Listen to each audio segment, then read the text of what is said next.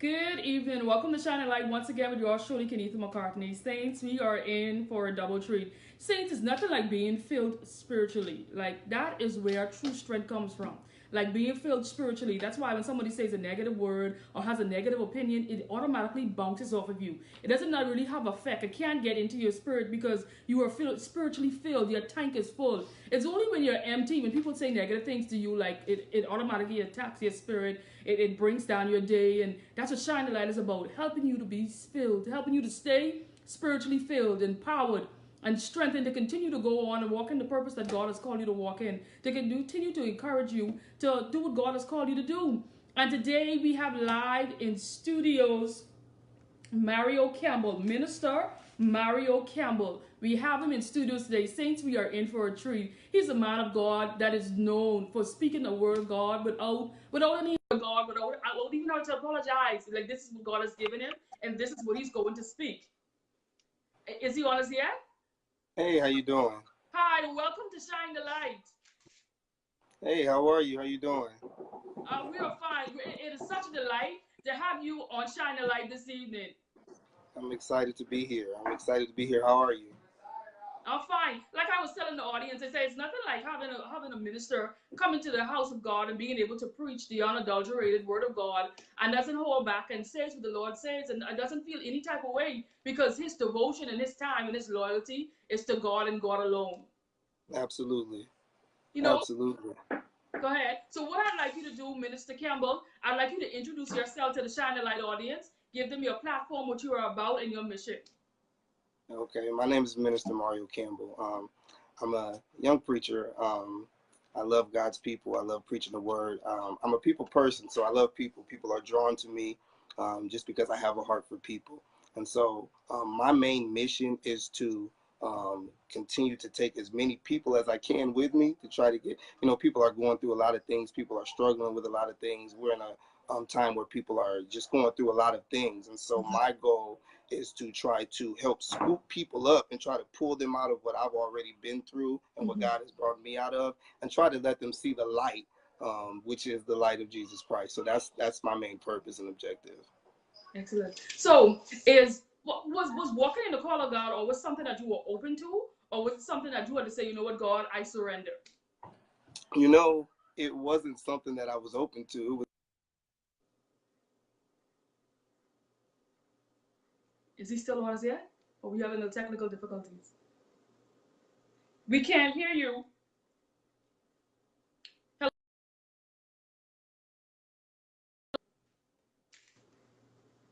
Okay, audience, we're just having a bit of technical difficulties, but just give us a few minutes.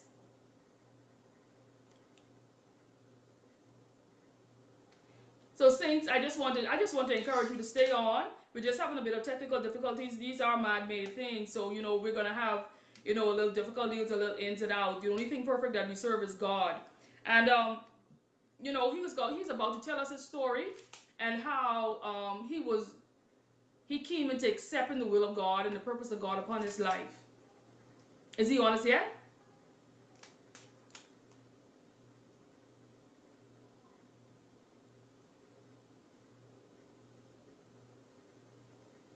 So, Saints, just give us a few minutes as we try to readjust. Okay. Hello, Minister. I apologize. I apologize. No, that's not a Okay, so problem. Go ahead. So let's. you were talking about your experience into coming to accept the purpose and the call of God upon your life. It wasn't something that was really easy for me. I grew up in church. I've been in church all my life. My grandmother was a first lady. My grandfather was a pastor. My mother died when I was 6 years old, and so when she died, she left me and my sister in the care of my grandmother and my grandfather. And so church had been something that I had always been in, but it was not necessarily something that I wanted to pursue or something that I wanted. I would run from it for so long.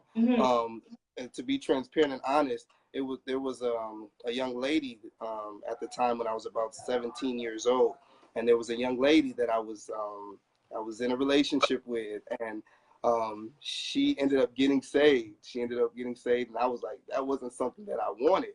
But once she got saved, the old school, they was like, when you get saved, you can't, be unequally yoked, and you can't be with this person, that person. So at that moment, I was like, well, wait a minute. what do I have to do in order to keep you? And Uh-huh. so when that happened, I ended up giving my life over to Christ. And it's a very honest thing. I gave my life over to Christ, chasing after a woman. And so, which is a woman that I'm not with to this day. So what happened was God used her. God used her in order to bring me to Him, so that He could do. It was literally like Saul on the road to Damascus. It's Damascus, like yeah. you could run for so long, or you can do whatever you want to do. But God has a strategic plan and a strategic alignment that has to happen. It's an appointed time and an appointed destination that has to happen so that you can walk into what God has called you to do. So what has your journey been like? So do you think, you talk about how you first accepted the call of God, and so you talk about how you was drawn in because the relationship was a deeper relationship because you were so much in love. So Hmm. what was your journey like in you becoming now being able to walk in your calling as a minister? Was It a was mentor necessary? it was very rough. A mentor is definitely necessary, but I didn't grasp that at first. I wanted to be so, I was an individual that wanted to be independent. I wanted to do things on my own. I wanted to figure things out on my own. And so my journey was it was so rough coming up, because there would be so many things from my childhood that I would just not deal with. I would cover up. And as I would get older and get older, I would think I've gotten over it, and only to realize that I didn't really get over it. Just time continued to happen, and I forgot about it. Only for, if I have a wound that's it's healed, and I think it's healed, and then someone starts scratching at it or picking at it, then that wound affects me now when it wasn't affecting me prior. And so my journey was rough. I had cancer at 3 years old. I had cancer in the final stages. Um, God healed me from cancer. Then at 5 years old, my mother died. She had a surgery. She had a blood clot, and she died. At 13 years old, I had to have emergency open heart surgery because my aorta was pumping blood to another blood vessel and not directly to my heart. So the doctor said I should have been dead, and I was supposed to die playing sports. As being as athletic as I was, I should have just collapsed at any moment. So those things, and then at 18 and 19, two bowel obstructions. And so with those things happening, it was really a struggle for me as far as spiritually. It was a struggle because I really didn't understand, why did I have to go through some of the things that I went through? Why did I have to experience some of the losses that I experienced? So it was a struggle. It was hard for me until I started to surround myself with people that were trying to teach me and show me and let me know that, listen, God has a calling on your life, and the reason that the enemy has not been able to take you out, or the reason that the enemy has been attacking you to the capacity that he's attacking you, is because of the call that's on your life. Once I grabbed a hold of that, then that's when everything just really started to, take off for me. You talk about your experience. You talk about a lot of dark experience that you have. Normally when persons deal with so many hardship, they become bitter with God, as if they come up with this assumption that God doesn't love them, or that God is an evil God, or that God. Sometimes some people come to the point that God isn't real, because if God is real, I haven't done nothing wrong for this to come up upon me. Because you could look at your life and say you was a child, like there isn't nothing that you could understand. Why does this child have their parents and I can't have my parents? There's so many things that people can look at and say, you know what, like God is a thing of. So when was it that you came to the point within yourself that, you know what, like God does really love me, and He's allowing this to happen because He has something greater for me? I'll tell you when it was. Uh, about about 2.5 years ago, 3 years ago, I went through a divorce. When I went through that divorce, it took me to a place, an extremely low place. I was hurt. I was really upset with God. A lot of people don't want to be honest, and we go through things, and we act like we went through it and everything was fine and okay. But as for me, that's not what happened for me. Mm-hmm. I was upset with God.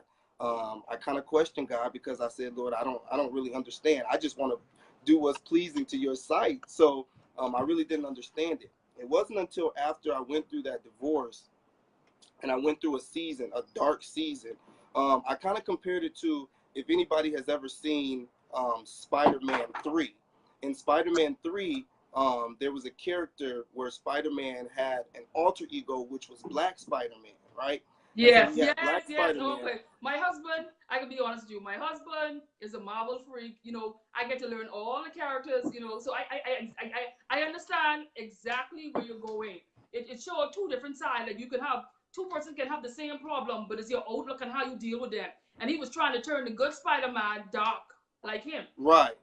Go Right. ahead. So that's what happened. I was in an extremely dark season, and I had become bitter and upset with God because I didn't understand why I had to go through the divorce. And so I had turned into this Black Spider-Man. If I can just be transparent, Go right I had turned ahead. into this. I had turned into this Black Spider-Man, which in the movie Spider-Man 3, when Black Spider-Man, he was the alter ego, or what was on the inside of him. It was drawn by negativity. The more negative you are, the more upset you are, the more down you are. That's what causes it to grow and expand and it magnifies off of that. So me, I was in a place of Black Spider-Man. There were things that I would go through, things that I would do that was really not me, but it was because of the hurt. And we have to understand something too. Hurt people do hurt people. Yeah. And so what we have a lot of people that are hurting because they have not tried to find the proper healing.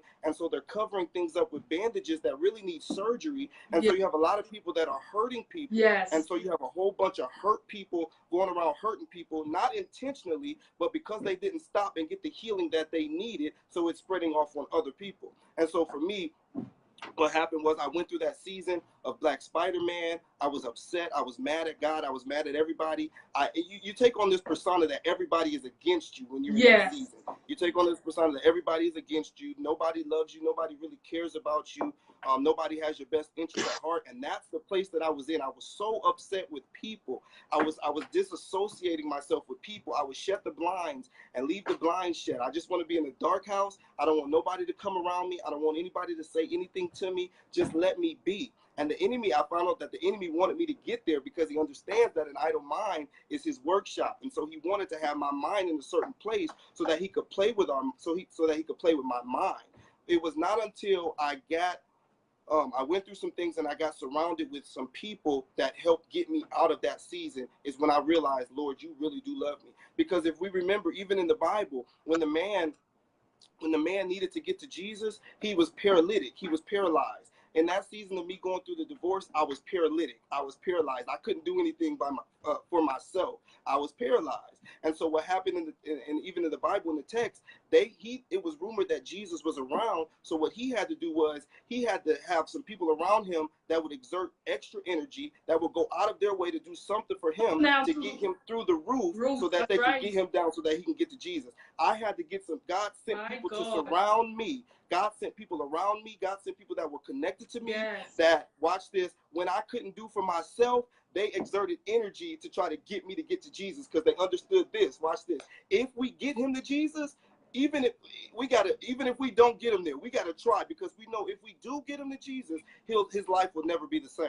And so that's when I came out of that season, and when I realized, God, you really do love me. Even when I was hurt, even when I was mad at you, I didn't want to talk to you. I didn't talk to God for I don't know how long because I was so hurt and so upset. That's just being transparent. I was really upset and I was really hurt. But God sent some people around me to let me know and to remind me, I love you. I'm not mad at you. And a lot of times what happens is you have so many people that they feel like God is mad at them. And when you feel like, and they feel like they've let God down, and when you feel like that, you take yourself into a place where it's hard for you to come out of. So you have to you really have to get yourself into a place or position where you realize, number one, that God is not mad at you. And then you have to realize, number two, that if God was mad at you, he's not even that petty to stay mad at you like that. You know what I'm saying? So that's how I was able to come out of that season and really just catapult myself into where God has taken me today. Excellent. I mean, man, I just want you to continue on, man. You were preaching, but what I want you to talk about. You talk about how you went through a divorce, and I know that even in you going through divorce, there is so many wisdom that you were able to walk out with. And I'm just saying now, if you were married, the person you are today, like, what would you have done different? Say you were to be married now, where you're at. You're much more mature. You have much more wisdom. You have much more greater insight about relationships and about God. Like, what differently you would have done back then that you would have do now? Well, see, uh, to be honest, I was I was a lot more immature then than I am now. I was a lot more immature than I am now. So there's many things. You know, a lot of times we see certain things in marriages growing up. We see certain things on social media when it in about what marriage should look like, and people put this persona of what their marriage is. We have to understand something. What people put on social media is what they want you to see. Yes, They're not I putting totally on there agree. the things.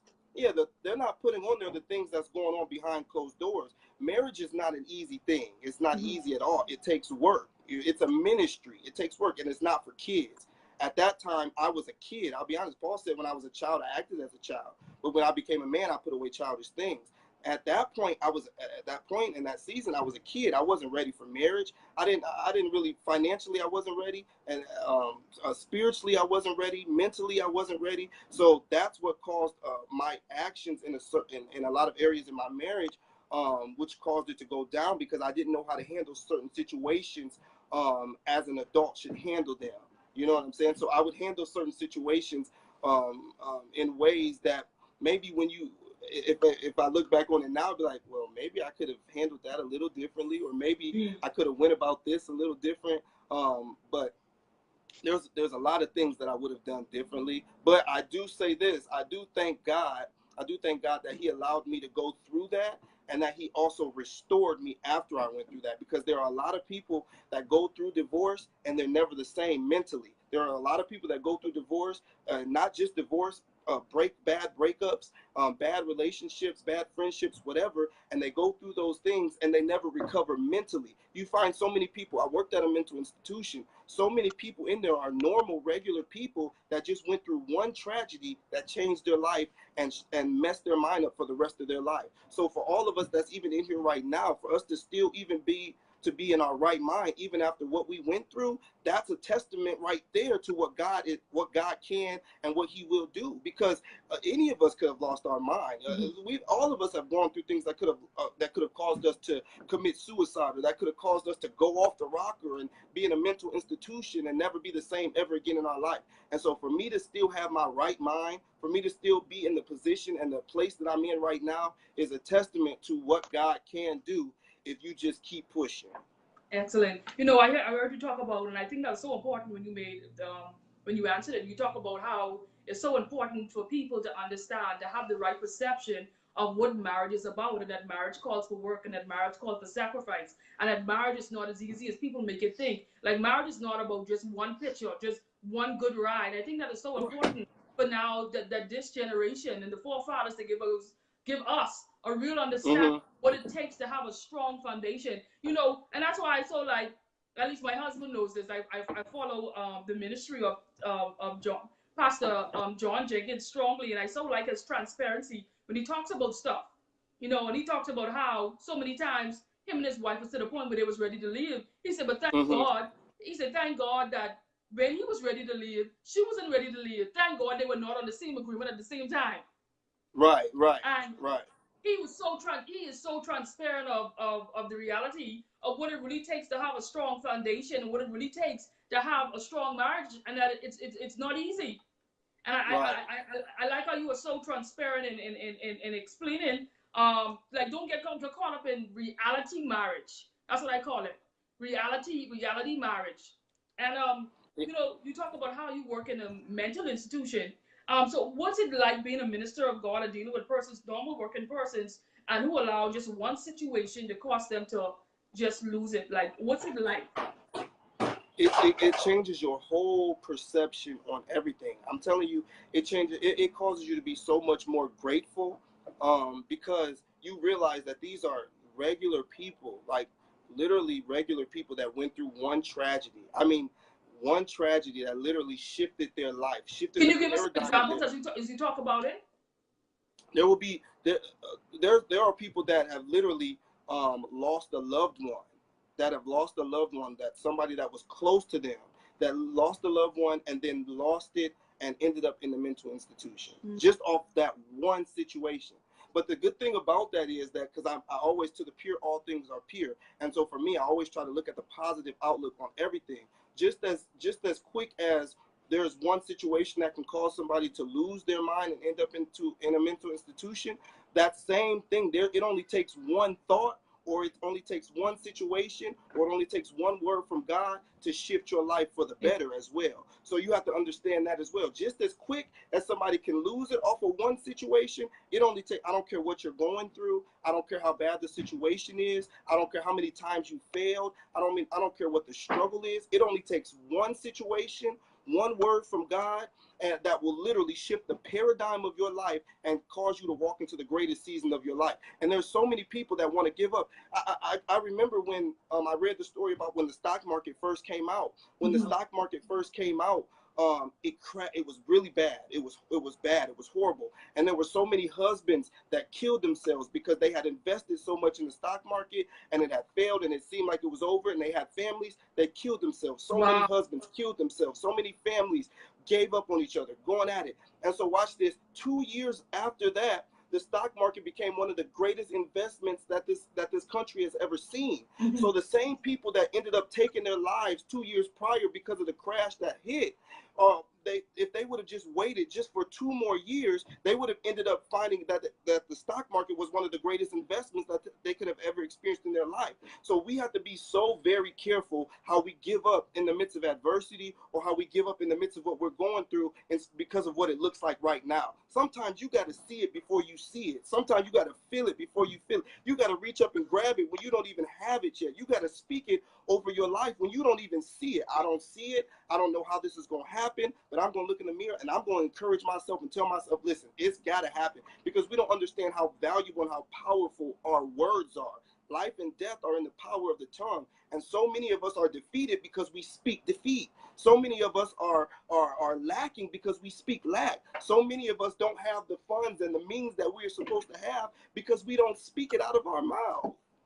Excellent. And I know you were talking about your experience. You talk about your experience as far as when you gave up, and as far as how your adversities and your failed marriage took you to the point where you literally didn't want nothing to do with God. And you talk about how God allowed persons to come in and allow persons to take you to God, and allow persons to be your strength, to guide you back to the Savior. But what I want you to talk about is, what was your experience like as far as people not being able to embrace? It's one thing to get back to God, and then now you accept what God has for you. You accept the purpose that God has for you. But now it's a different thing when you've accepted it, but now people don't want to embrace what God has placed upon your life. Like, what has that journey been like?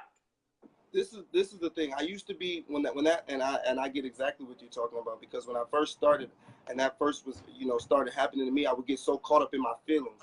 I would get so upset by people that would be misdiagnosing me by where I used to be. I used to get so upset by people that used to misdiagnose me from a bad chapter, or people that, look, watch this, because there are a lot of people that are misdiagnosing you off of what they heard from somebody else.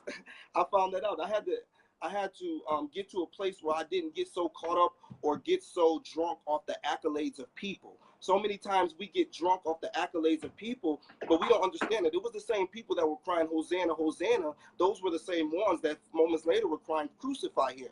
So you have to get yourself to a place and in a position where you stop getting drunk off the accolades of people. People are fickle. People will switch up on you just as quick as they said they love you. They'll switch up on you. So I got to a place where I didn't allow people to misdiagnose me based upon what I look like or based upon what I went through. You can't misdiagnose me by what I went through, what I look like, what I've experienced, my mess ups, because this is the thing. If God has thrown it in the sea of forgetfulness and he's forgiven me, then that's that. And so when you get caught up in the opinions of people, or trying to be approved by people, or looking for validation from people, then that's when you'll find yourself in places and in seasons and in dark places where you'll start doubting what God is trying to even do in your life. Because there's some people that it's not that they don't believe in you, it's not that they don't believe the call that's on your life, but they're just upset because they don't understand how God still used you after they had the evidence that they had against you. There's so many people that they can't understand how God still has anointed you and has still called you to do what he's called you to do, even after you made the mistakes that you made. They can't fathom how God is still using you when they know what you did. They know how you messed up. They know the stuff that you did, and they have all the evidence, and they're saying, Lord, I have all the evidence. How in the world are you still using them? So there's a lot of people that are upset with you, basically, or simply because of them not understanding that God can use me. Listen, God can allow me to take off even with my baggage. Some people want to try to hold you hostage to what you used to do. They want to hold you hostage to what they know that you've done, but you can't hold me hostage to something that God has already freed me from. Excellent. You know, and I hear you talk about. I think you talk about your experience. You talk about your mentors. How important has mentors been? And I just would like, to talk to somebody here who has come to the place, who was in a dark place and now to a place of God. They've accepted the call of God, and they're thinking the second guessing the power of a mentor. Can you speak to a person and the viewers that are watching, the persons that would watch this video, and help them to understand the power of having a mentor? And also, what I'd like you to speak on is, how are you able to discern the right mentors to reach for? To the people, and I can talk about this because I've been there. When you're in a dark place or in a dark season, the last thing you want to do is be standoffish or isolate yourself or disassociate yourself with people, because that's the trick of the enemy, because he understands the power of our mind. I had to, I had to understand why the enemy, he really doesn't care about causing me to have a heart attack. He really doesn't care about causing my leg to break. The enemy is really after our minds. That's really what the enemy is after. He's after our minds because he understands that it's our minds. Even with technology now, because of the human mind, we're able to be on this Facebook Live broadcast because of the mind of a human. The woman with the issue of blood, when the woman had the issue of blood, it wasn't because Jesus wanted to necessarily heal her, but it was because she had a thought in her mind Yes, that yeah. literally changed and shifted the paradigm of her life. If I could just touch the hem of his garment, that was a thought. That was her mind. Had the enemy had her mind bound, she would have never had that thought, because she would have been thinking about all the other thoughts that she had that did not cause her deliverance to come.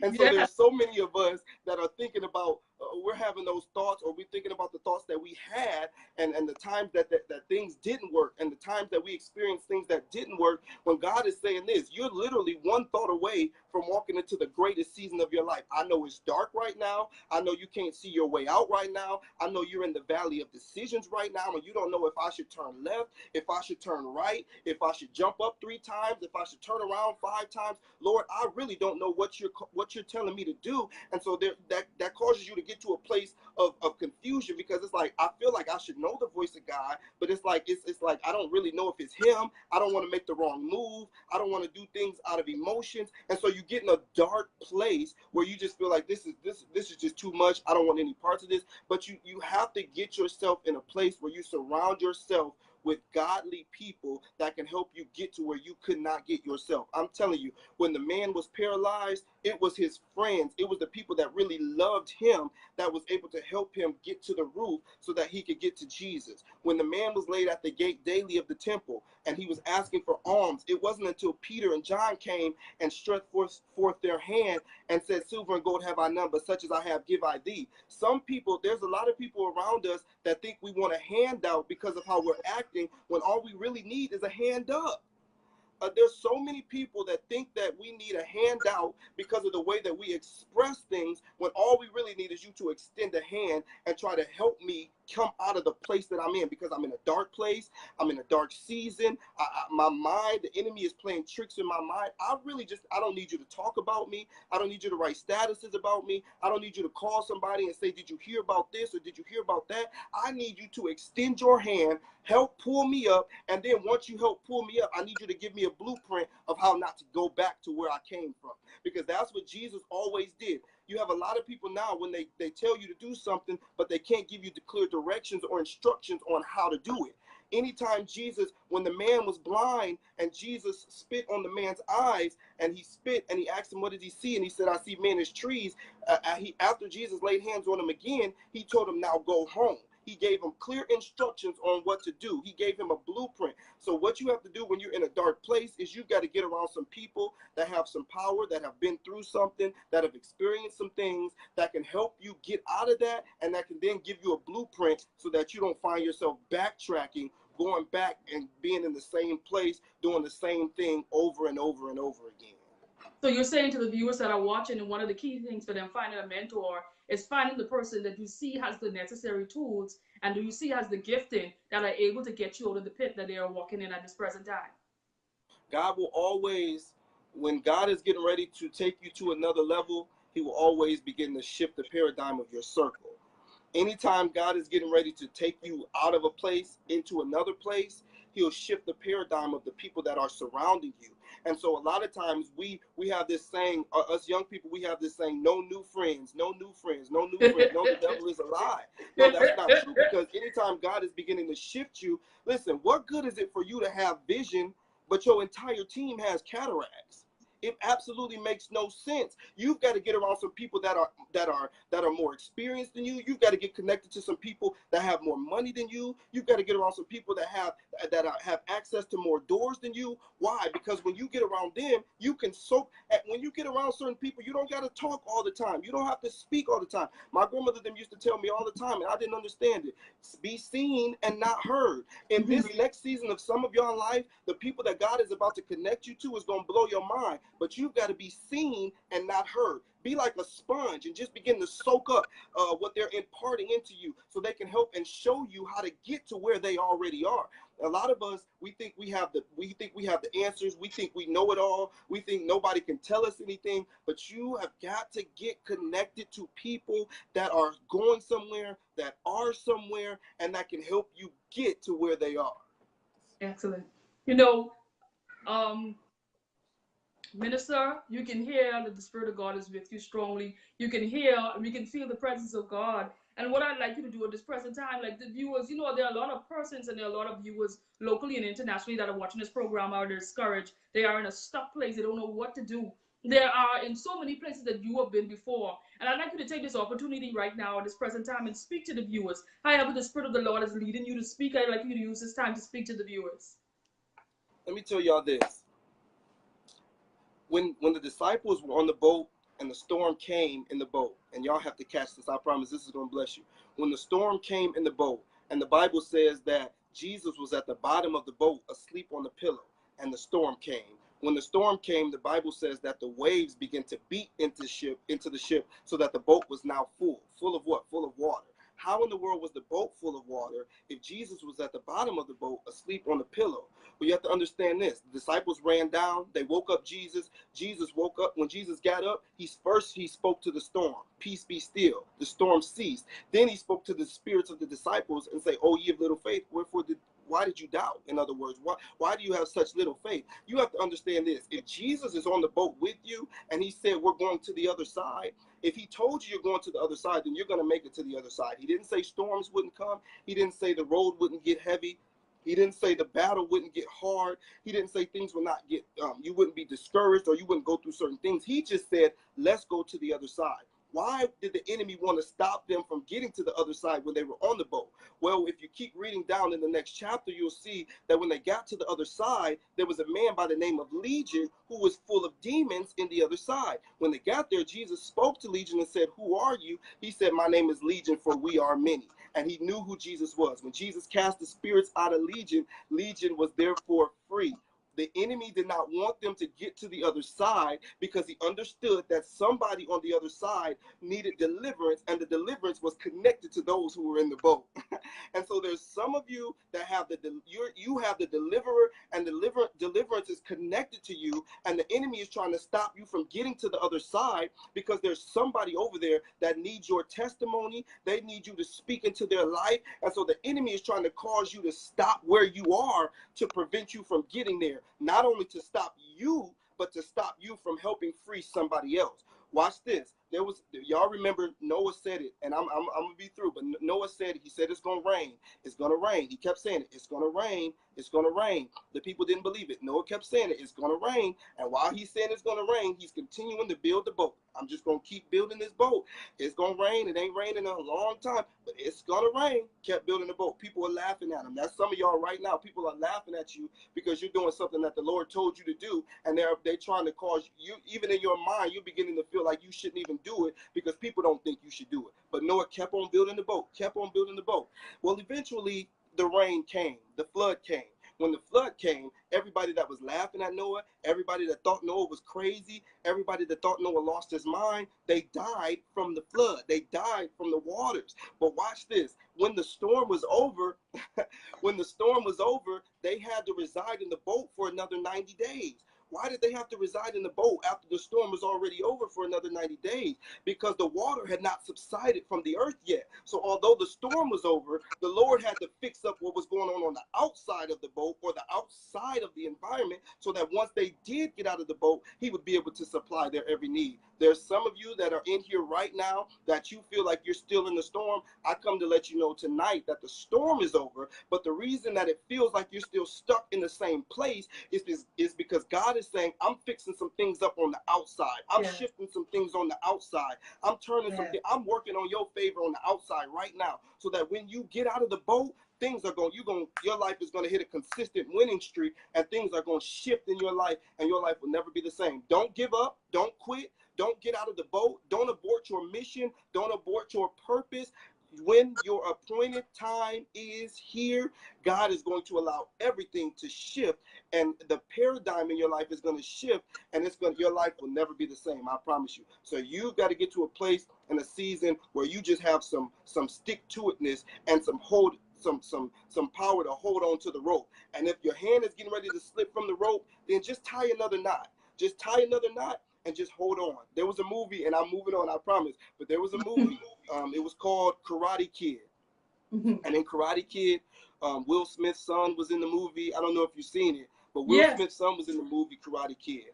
And I took my nephew to see the movie, and when we went to see the movie, it's like, first of all, at the beginning of the movie, they started talking about the movie Incredibles that was coming out.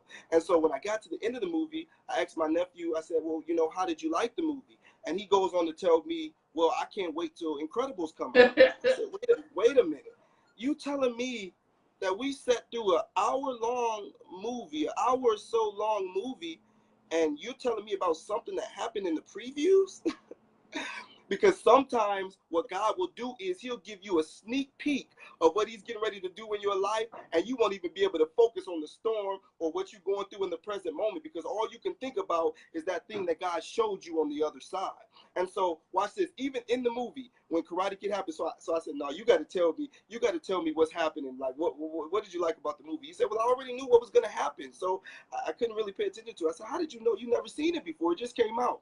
He was like, well, I knew Will Smith's son was in the movie. So if Will Smith's son was in the movie and his father produced the movie, I knew that he wasn't going to allow him to die before the movie was over. And some of y'all are getting discouraged because he was in a fight in the movie and he was getting whooped in the movie and it looked like it was over for him in the movie. And some of y'all have found yourself in that same predicament. You find yourself in that same position where it seems like you're constantly behind the 8 ball, where it seems like you're constantly losing the battle, where it seems like you're constantly robbing Peter to pay Paul, and it seems like you can never get ahead to save your life. But God is saying this tonight.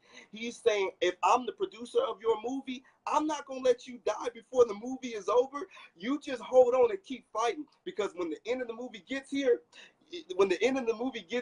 you're going to be just who I said you're going to be. You're going to walk into the calling that I have placed upon your life. And you've got to say this: I've got a meeting with my destiny, and I refuse to miss it. Excellent. Excellent. And that was more than enough encouragement for the body of Christ. Thank you so much. This was such an empowering interview. Just before we close out the interview, Minister Campbell, another thing I'd like you to touch on for those viewers who probably would face adversity or probably would face a hard time or an unexpected hardship. Like you said, you work in a mental institution. Like, what are some of the things that you can encourage the viewers that even if they face a hard time and they don't know how to deal with it, what are some of the key things that you can give them, or some advice that you could give them on how to properly or how to better deal with adversity when it comes at their door? Because everybody will face adversity. It is promised that everybody will face adversity. But I just wanted you to give it some advice as far as mentally, on how they can be able to handle whatever comes their way. Well, there's a song called "Expect the Great." When a woman is pregnant, we the cliche thing to say would be she's pregnant.